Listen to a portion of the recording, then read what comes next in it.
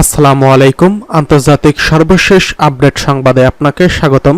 শুরুতেই জানিয়ে দেব সংবাদ শিরোনাম। সব শঙ্কাকে কাটিয়ে উঠে এবার লেবাননে স্থল হামলা শুরু করল ইসরায়েল। জানিয়ে দেব রাশিয়ার সেনাবাহিনীতে আরও লক্ষাধিক সেনা নিয়োগের আদেশ দিলেন ভ্লাদিমির পুতিন। এদিকে আইআরজিসি কুদস কমান্ডারের ঘোষণা, কুদস মুক্ত না হওয়া পর্যন্ত হাসান নাসরুল্লাহর পথ অব্যাহত থাকবে। এদিকে এবার বিতর্কের মুখোমুখি দুই ভাইস প্রেসিডেন্ট প্রার্থী, তীব্র লড়াইয়ের আভাস। সর্বশেষ জানিয়ে দেব নাসরুল্লাহকে হত্যার পর আরও বেশি আত্মবিশ্বাসী হয়ে উঠছেন নেতানিয়াহু। এতক্ষণ শুনছিলেন সংবাদ শিরোনাম, এবারে বিস্তারিত। লেবাননে স্থল হামলা শুরু করল ইসরায়েল। সব শঙ্কাকে সত্য করে এবার লেবাননে স্থল হামলা শুরু করছে দখলদার ইসরায়েলি বাহিনী। মঙ্গলবার স্থল হামলা চালানোর ঘোষণা দিয়ে লেবাননের সীমান্তে ঢুকে পড়ে ইহুদিবাদী সেনারা। ইসরায়েল দাবি করছে হামলাটি সীমিত এবং নির্ধারিত লক্ষ্যবস্তু লক্ষ্য করে চালানো হয়েছে। ইসরায়েলি প্রতিরক্ষা বাহিনীর দাবি, কয়েক ঘন্টা আগে হিজবুল্লাহর অবকাঠামো লক্ষ্য করে দক্ষিণ লেবাননের সীমান্তবর্তী কয়েকটি গ্রামে নির্দিষ্ট এবং সীমিত স্থল অভিযান শুরু করছে সেনারা। ব্লু লাইনের কাছে অবস্থিত হিজবুল্লাহর এই অবকাঠামোগুলো ইসরায়েলি শহরগুলোর জন্য তাৎক্ষণিক হুমকি হিসেবে দাঁড়িয়েছে। এর আগে দখলদার ইসরায়েলের সম্ভাব্য স্থল হামলার শঙ্কার মধ্যে ইসরায়েল লেবানন সীমান্ত থেকে সরে যায় লেবাননের সেনারা। বার্তা সংস্থা রয়টার্স জানিয়েছে, গতকাল সোমবার রাতে লেবাননের সেনাবাহিনীর সেনারা সরে যেতে শুরু করেন। স্থল হামলা নিয়ে মার্কিন সংবাদ মাধ্যম অক্সিওস জানিয়েছে, দখলদার ইসরায়েলের নিরাপত্তা পরিষদে লেবাননে সীমিত ও স্বল্পমেয়াদী স্থল হামলার অনুমোদন দিয়েছে। এছাড়া ইসরায়েলি সেনাদের উত্তর লেবানন দখল করার কোনো পরিকল্পনা নেই বলে সংবাদ মাধ্যমটিতে দাবি করা হয়েছে। এদিকে রাশিয়া সেনাবাহিনীতে আরও লক্ষাধিক সেনা নিয়োগের আদেশ ভ্লাদিমির পুতিনের। রাশিয়ার সেনাবাহিনীতে আরও 1,33,000 সেনা সদস্য নিয়োগের আদেশ দিয়েছেন রুশ প্রেসিডেন্ট ভ্লাদিমির পুতিন। প্রকাশিত ক্রেমলিনের এক ডিক্রিতে এই তথ্য জানানো হয়েছে। ডিক্রিতে বলা হয়েছে, 1 অক্টোবর থেকে সেনা নিয়োগ শুরু হয়ে বছরের শেষ নাগাদ পর্যন্ত চলবে। ব্রিটিশ বার্তা সংস্থা রয়টার্স এই খবর জানিয়েছে। রাশিয়ার সরকারি পত্রিকায় প্রকাশিত ওই ডিক্রিতে বলা হয়েছে, ফেডারেল আইন অনুসারে ইতিমধ্যে রিজার্ভ সেনা সদস্য নয় এমন 18 থেকে 30 বছর বয়সীদের নিয়োগ দেওয়া হবে। মোট নিয়োগ হবে 1,33,000 মানুষ। রাশিয়ার কনক্রিপশন অফিসের প্রধান ভাইস অ্যাডমিরাল ভ্লাদিমির সিমোলিয়ানস্কি বলছেন, নিয়োগের শর্তাবলী একই, রাশিয়ার সামরিক ইউনিটে 12 মাসের সেবা পরিষেবা প্রদান করা। এতে উদ্ধৃত করে আরও লেখা হয়, আমি লক্ষ্য রাখব যাতে নতুন অঞ্চলে বিশেষ সামরিক অভিযানে অংশ নিতে নতুন নিয়োগপ্রাপ্তদের ডাকা না হয়। 2022 সালের ফেব্রুয়ারিতে ইউক্রেনে সর্বাত্মক হামলা চালায় রাশিয়া। এই যুদ্ধকে বিশেষ সামরিক অভিযান বলে অভিহিত করেছেন ভ্লাদিমির পুতিন। কিয়েভ এবং তার মিত্ররা এটিকে ভূমি দখলের একটি অপ্রীতিকর ও সাম্রাজ্যবাদী অপচেষ্টা বলে অভিহিত করেছেন। দেশটির এহেন পদক্ষেপের নিন্দা করছিল অধিকাংশ পশ্চিমা রাষ্ট্র। রাশিয়ার পশ্চিম সীমান্তে ক্রমবর্ধমান হুমকির কথা উল্লেখ করে সেপ্টেম্বরে রুশ সেনাবাহিনীতে 1,80,000 সেনা বাড়িয়ে 50 লাখ সক্রিয় সৈন্যে পরিণত করার নির্দেশ দিয়েছেন।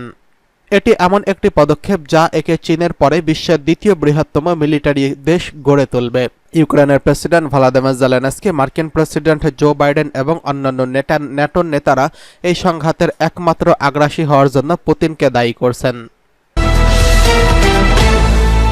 আইআরজিসি কমান্ডারের ঘোষণা, কুদস মুক্ত না হওয়া পর্যন্ত হাসান নাসরুল্লাহর পথ অব্যাহত থাকবে। ইরানের ইসলামী বিপ্লবী গার্ড বাহিনী কুদস ফোর্সের প্রধান ব্রিগেডিয়ার জেনারেল ইসমাইল কানি হিজবুল্লাহর মহাসচিব সৈয়দ হাসান নাসরুল্লাহ শাহাদাতে অভিনন্দন ও শোক প্রকাশ করেছেন। একই সঙ্গে তিনি বলেছেন যে দখলদার ইহুদিবাদী ইসরায়েলের কবল থেকে ফিলিস্তিন এবং আল আকসা মসজিদ মুক্ত না হওয়া পর্যন্ত হাসান নাসরুল্লাহর প্রতিরোধের পথ অব্যাহত থাকবে। ব্রিগেডিয়ার জেনারেল ইসমাইল কানি লেবাননের হিজবুল্লাহর মহাসচিব সৈয়দ হাসান নাসরুল্লাহ শাহাদাত উপলক্ষে একটি বার্তা পেশ করেছেন। পার্স টুডে অনুযায়ী জেনারেল ইসমাইল কানের বার্তা নিম্নরূপ, হিজবুল্লাহর প্রতিরোধকামীদের নেতা সৈয়দ হাসান নাসরুল্লাহ নির্যাতিত শাহাদাত আমাদের সকলকে শোকাহত করছে এবং ইসলামী প্রতিরোধ ফ্রন্ট এবং বিশ্বের মুক্তিকামী মানুষ শোক প্রকাশ করেছেন। বার্তায় ইসমাইল কানি বলেন, আমাদের প্রিয়জন আল্লাহর জিম্মায় চলে গেছেন। ইসলাম ও কুরআনের সবচেয়ে দুষ্ট শত্রুদের বিরুদ্ধে যুদ্ধের ময়দানে তার সমস্ত বরকতময় ও গৌরবময় জীবন কাটিয়েছেন এবং ইসলামের উচ্চ আদর্শের পথে এবং ফিলিস্তিনের নির্যাতিত জাতিকে সমর্থন করার জন্য তার রক্ত ও মূল্যবান জীবন উৎসর্গ করেছেন। এটি লেবাননের জনগণের জন্য গর্বের বিষয়। সৈয়দ নুরানি তার আধ্যাত্মিকতা এবং নিরাপদ ব্যবস্থা নিয়ে হিজবুল্লাহ আন্দোলনের নেতৃত্ব দিয়েছিলেন এবং মর্যাদায় উচ্চতায় এবং অসীম আধ্যাত্মিক জিহাদি শক্তিতে পৌঁছেছিলেন। জেনারেল কানি আরও বলেন, বিজ্ঞ হিজবুল্লাহর উপপ্রধান উগ্র সন্ত্রাসী গোষ্ঠী দায়েশ এবং তাকফিরি সন্ত্রাসী গোষ্ঠীর বিরুদ্ধে লড়াইয়ে গুরুত্বপূর্ণ ভূমিকা রাখছিলেন। কানি তার শোকবার্তায় বলেন, খোদাই রহমতের আশায় হিজবুল্লাহ আন্দোলনের মহান ইসলামিক প্রতিরোধের শাহাদাত এবং সেই প্রিয় শহীদের ধৈর্যশীল পরিবারকে এবং প্রতিরোধ ফ্রন্টের সবাইকে অভিনন্দন জানাচ্ছি এবং আল্লাহর ইচ্ছায় ফিলিস্তিনের বিজয় এবং কুদস শরীফের মুক্তি পর্যন্ত সমস্ত আমরা সবাই আপনাদের পাশে থাকব। এদিকে এবার মুখোমুখি বিতর্কে দুই ভাইস প্রেসিডেন্ট প্রার্থী, তীব্র লড়াইয়ের আভাস। নিউ ইয়র্কে আজ মঙ্গলবার বিতর্কের মুখোমুখি হতে যাচ্ছেন যুক্তরাষ্ট্রের দুই ভাইস প্রেসিডেন্ট প্রার্থী জে.ডি. ভ্যান্স এবং টিম ওয়ালস। ভোটারদের মন জয় করতে তাদের মধ্যে তীব্র কথার লড়াইয়ের আভাস পাওয়া যাচ্ছে। ধারণা করা হচ্ছে আসন্ন মার্কিন প্রেসিডেন্ট নির্বাচনে ভোটের ফলাফল নির্ধারণে ভ্যান্স ওয়ালেজের বিতর্ক অনুষ্ঠানে গুরুত্বপূর্ণ ভূমিকা রাখতে পারে। কথার লড়াইয়ের এরই মধ্যে রিপাবলিকান পার্টির vice president senator J.D.. Vance এবং মার্কিন ডেমোক্রেটিক প্রার্থী সিনেটর গভর্নর টিম ওয়ালস নিজেদের মধ্যে তীব্র প্রতিদ্বন্দ্বিতা জমিয়ে তুলছেন। 40 বছর বয়সী ভ্যান্স তার সাবেক প্রেসিডেন্ট ডোনাল্ড ট্রাম্পের সুরেই ডেমোক্র্যাটদের আক্রমণ করে চলছেন। তিনি ডেমোক্র্যাট প্রার্থীর কমলা হ্যারিসকে চাইল্ডলেস ক্যাট লেডি বলে আক্রমণ করার পাশাপাশি বিড়াল খাওয়া অভিবাসী বলে ভুয়া খবর ছড়ানো এবং প্রতিদ্বন্দ্বী সামরিক রেকর্ড নিয়েও প্রশ্ন তুলছেন। অন্যদিকে সাবেক শিক্ষক 60 বছর বয়সী ওয়ালস যুক্তরাষ্ট্রের ভাইস প্রেসিডেন্ট কমলা হ্যারিসের সুরে ভ্যান্স ও ট্রাম্পকে আক্রমণ করছেন। তিনি রিপাবলিকানদের অদ্ভুতুরে বলে মন্তব্য করেছিলেন এবং তা অনলাইনে ছড়িয়ে পড়েছিল। তবে এই দুজনের মধ্যেই একটি বিষয় মিল রয়েছে, তা হলো কমলা ও ট্রাম্প দুজনেই চান যে তাদের ভাইস প্রেসিডেন্ট প্রার্থীরা যুক্তরাষ্ট্রের মধ্যাঞ্চলে ভোটারদের মন জয় করে হোয়াইট হাউসের আসার পথ সুগম করবেন। আজকের এই বিতর্কে ভ্যান্সের উপর চাপ বেশি থাকবে। ওয়ালস তাকে নারী ও গর্ভপাত নিয়ে বিভিন্ন বিতর্কিক মন্তব্যের জন্য আক্রমণ করতে পারেন। এছাড়া ভুয়া তথ্য ছড়ানো নিয়েও তাকে প্রশ্নের মুখে পড়তে হতে পারে। অন্যদিকে ভ্যান্সের পক্ষ থেকে ওয়ালসকে মার্ক্সবাদী হিসেবে আক্রমণ করা হতে পারে। জরিপে দেখা গেছে জনপ্রিয় ভোটার হিসেবে ওয়ালসের চেয়ে পিছিয়ে রয়েছেন ভ্যান্স। একসময় তার রেটিং ভাইস প্রেসিডেন্টের মনোনয়নের দৌড়ে সবচেয়ে কম ছিল। এদিকে নাসারুল্লাহকে হত্যার পর আরও বেশি আত্মবিশ্বাসী হয়ে উঠছেন নেতানিয়াহু। লেবাননে মিলিশিয়া গোষ্ঠী হিজবুল্লাহর নেতা হাসান নাসারুল্লাহকে হত্যার পর আরও বেশি আত্মবিশ্বাসী হয়ে উঠছেন ইসরায়েলের প্রধানমন্ত্রী নেতানিয়াহু। এই হত্যার মাধ্যমে ইসরায়েলিদের মনোবল আরও উজ্জীবিত হয়েছে। অক্টোবরে হামাসের হামলা এবং 1 বছরের যুদ্ধের ধাক্কা সামলানোর পর এটি ইসরায়েলের জনগণের জন্য স্বস্তি এনে দিয়েছে এবং প্রধানমন্ত্রী নেতানিয়াহুর অবস্থানকেও দৃঢ় করেছে।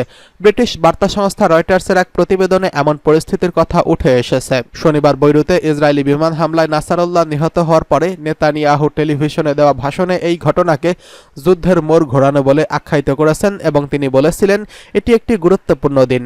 1 বছরের মধ্যে একের পর এক আঘাত তাদের আশা ভেঙে দিচ্ছে। ইসরায়েলের গতি আছে, আমরা জয়ী হচ্ছি। অক্টোবরে হামাসের আক্রমণে নিরাপত্তার ব্যর্থতার জন্য নেতানিয়াহুকে দায়ী করা হলেও নাসারুল্লাহর মৃত্যুর পর তার জনপ্রিয়তার পুনরুদ্ধার হতে শুরু করেছেন। এর আগে হামাস নেতা ইসমাইল হানিয়া হত্যাকাণ্ডের মধ্যেও নেতানিয়াহু তার অবস্থান মজবুত করছিলেন। সাবেক গ্রিক ডিসিয়ান্স শাহআরকে আবারও সরকারের সঙ্গে যুক্ত করে নেতানিয়াহু তার জোটের সংখ্যাগরিষ্ঠতা 120 আসনের কনসেটে 68তে নিয়ে এসেছেন। রবিবার প্রকাশিত এক জরিপে দেখা গেছে নেতানিয়াহুর লিকুদ পার্টির জনপ্রিয়তা ধীরে ধীরে পুনরুদ্ধার হচ্ছে। যদিও নির্বাচনে পরাজয়ের সম্ভাবনা এখনও আছে, তবে যুদ্ধ পরিচালনায় নেতানিয়াহুর পারফরম্যান্স সম্পর্কে 43% মানুষ ইতিবাচক মন্তব্য করেছেন, যা আগের 35% বৃদ্ধি পেয়েছে।